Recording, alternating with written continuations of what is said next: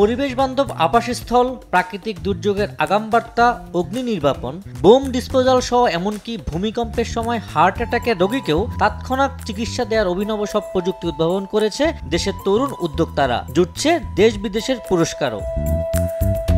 উদ্ভাবনী চিন্তা ও প্রযুক্তি নির্ভর পৃথিবী গড়তে তরুণদের এমন সব উদ্ভাবন নিয়েই বিশ্বব্যাপী পালিত হয় গ্লোবাল এন্টারপ্রেনিয়রশিপ উইক। নতুন ও বর্তমান উদ্যোক্তাদের ব্যবসায়িক সুযোগ সহজলভ্য এবং অন্তর্ভুক্তিমূলক করার প্রতিশ্রুতি শক্তিশালী করতে দেশেও পালিত হয় বৈশ্বিক এই আয়োজন।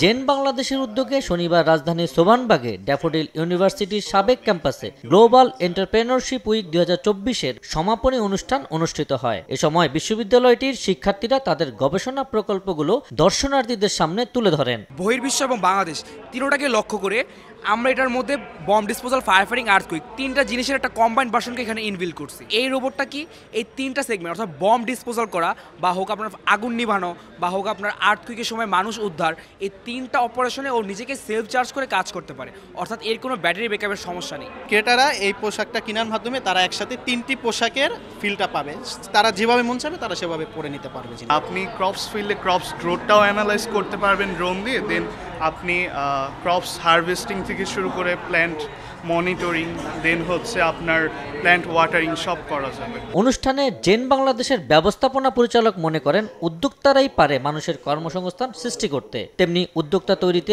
বাল্যকাল থেকেই মানসিকতা গড়ে তোলার আহ্বান জানান ড্যাফোডিল ইউনিভার্সিটির চেয়ারম্যান। প্রাইমারি সেকশন থেকেই যেন এই উদ্যোক্তার মানসিকতা তৈরি করা হয়। একজন উদ্যোক্তাই পারে 1000, 10,000, 20,000 মানুষকে চাকরি দিতে। সো আমরা চাচ্ছি প্রত্যেকেই যেন এই উদ্যোক্তার মানসিকতাটা নিজের মধ্যে ধারণ করে। তরুণ কিন্তু এ ধরনের ডিভাইস তৈরি করছে বাংলাদেশে, এ ধরনের রোবট তৈরি করছে এবং তারা বিশ্বব্যাপী সমাদৃত হচ্ছে। এই ইনোভেশনগুলো যদি আমরা সারা বাংলাদেশব্যাপী ছড়িয়ে দিতে পারি, বাংলাদেশ কিন্তু স্পটলাইটে চলে আসবে। ইলন মাস্ক তাকে তার বাচ্চাদেরকে সে বলছে আমি আমার বাচ্চাদেরকে স্কুলই পাঠাবো না। সে নিজে একটা স্কুল করেছে যে আমার বাচ্চারা এখান থেকে শিখবে entrepreneurship, innovation, critical thinking, patience সব কিছু শিখবে। শিখার পর আমি তাকে পরে পাঠাবো ইউনিভার্সিটিতে বা স্কুলে। কারণ কি, তার বক্তব্য হচ্ছে স্কুল যে এডুকেশন দিচ্ছে সেই এডুকেশন আমার ছেলেমেয়েরা হয়তো প্রপার ট্র্যাকে নাও থাকতে পারে। আমাদের মেসেজটা হচ্ছে যে আমরা উদ্যোক্তা হইতে হবে। তবে অন্তর্বর্তী সরকারের প্রাথমিক ও গণশিক্ষা বিষয়ক উপদেষ্টার অভিযোগ, আওয়ামী লীগ সরকারের আমলে জোরপূর্বক কিছু নীতি গ্রহণ করায় কারিকুলাম পিছিয়ে গেছে। আমার মনে হয় আমাদের এডুকেশন সিস্টেম আমাদের স্টুপিড বানিয়ে ফেলে।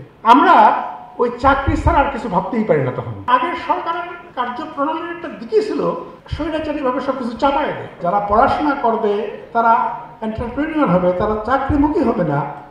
তাহলে সত্যি আমাদের কারিকুলামের মধ্যেই চেঞ্জ আনা দরকার। আমি বলবো হচ্ছে সমস্যার সমাধান করতে শেখা, সৃজনশীলভাবে চিন্তা করতে শেখা, এই বিষয়গুলোকে উৎসাহিত করা। তাহলে এদের মধ্যে অনেকে এন্টারপ্রেনিয়র হবে, অনেকে অন্য কাজে যুক্ত হবে, কিন্তু যে ফিল্ডে যাবে সেখানে সে নতুন কিছু করতে পারবে। প্রযুক্তি নির্ভর বিশ্ব যতই এগোচ্ছে ততই প্রতিযোগিতাও বাড়ছে সব খাতেই। প্রতিযোগিতার সেই দৌড়ে নিজেদের এগিয়ে রাখতে হলে বাল্যকাল থেকেই চাকরি নির্ভর মানসিকতার বদলে উদ্যোক্তা হিসেবে নিজেদের গড়ে তোলার পরামর্শ উপস্থিত বিশিষ্টজনদের। আমি বলবো যে আবু সাইদ নিশান, সময় সংবাদ, ঢাকা।